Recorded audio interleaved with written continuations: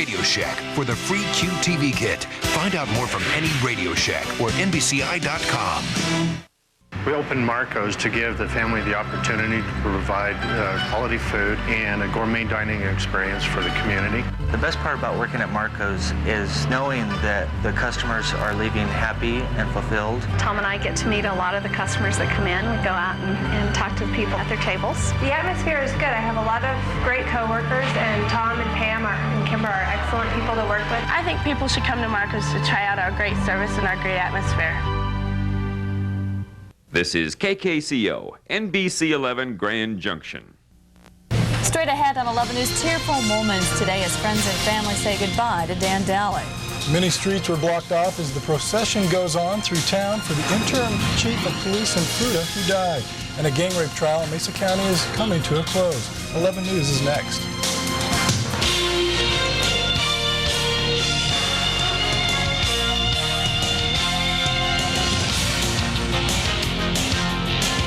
From Grand Junction, you're watching Western Colorado's news leader. KKCO 11 News at 5:30.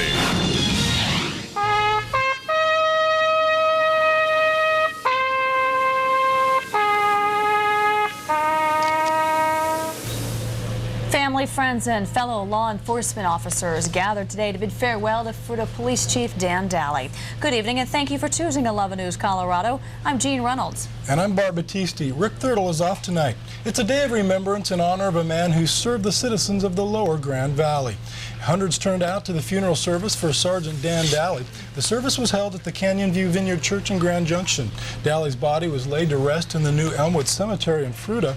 The procession between the church and the cemetery stretched for about 5 miles. Public safety officials attending varied from Utah Highway Patrol to sheriff personnel from the Front Range. During the interment, a 21-gun salute and a helicopter flyover by St. Mary's Care Flight, all in honor of a man who's been referred to as a cop's cop.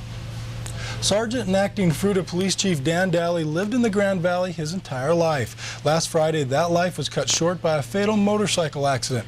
But family, friends, and co-workers do not dwell on the life that they're without now, but rather focus on the legacy that Dan Dalley leaves behind. 11 News reporter Deborah Tomlinson has a reaction following today's funeral service.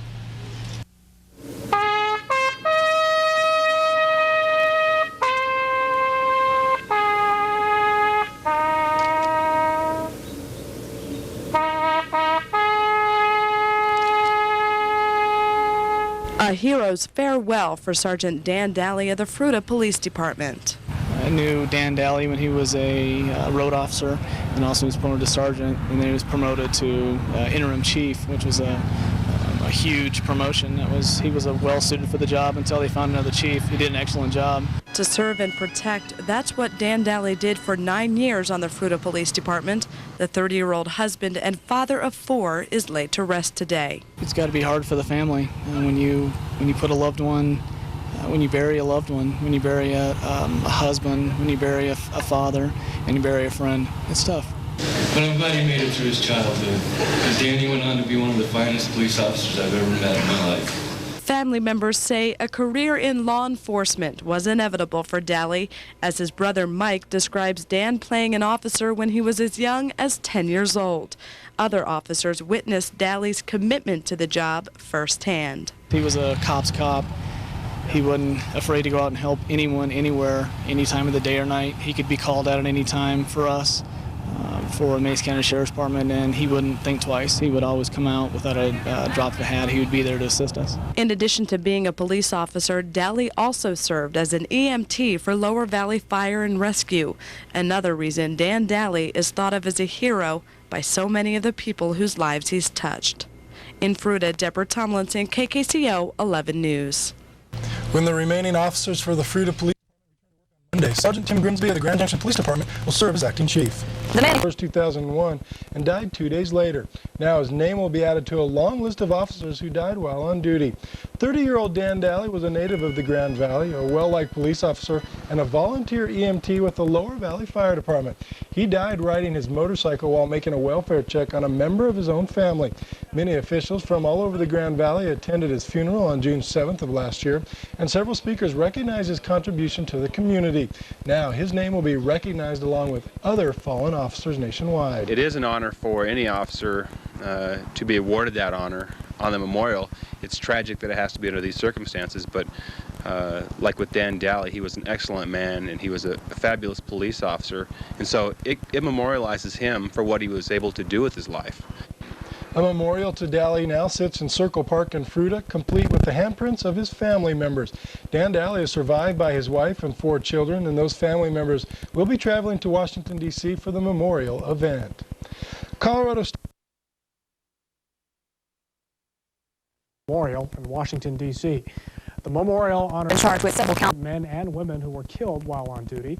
Chief Dalley died after getting hit by a car on June 1st of last year. The ceremony on May 15th during National Police Week will include President Bush, Attorney General John Ashcroft, it's a big and a honor candlelight vigil. For Dan Dalley, because he was a very good police officer and he dedicated his life to Fruita. I mean, he was a firefighter, he was an EMT, and a police officer, and so it's fitting that his name will be on the memorial because he dedicated his life to this. Dalley's name will be engraved on the memorial. There will be 233 names put on the memorial, the most ever. All the firemen and policemen from the terrorist attacks on September 11th will be added as well. 6 years ago today, Fruita teen Bo DeLong died after he was hit in the head by an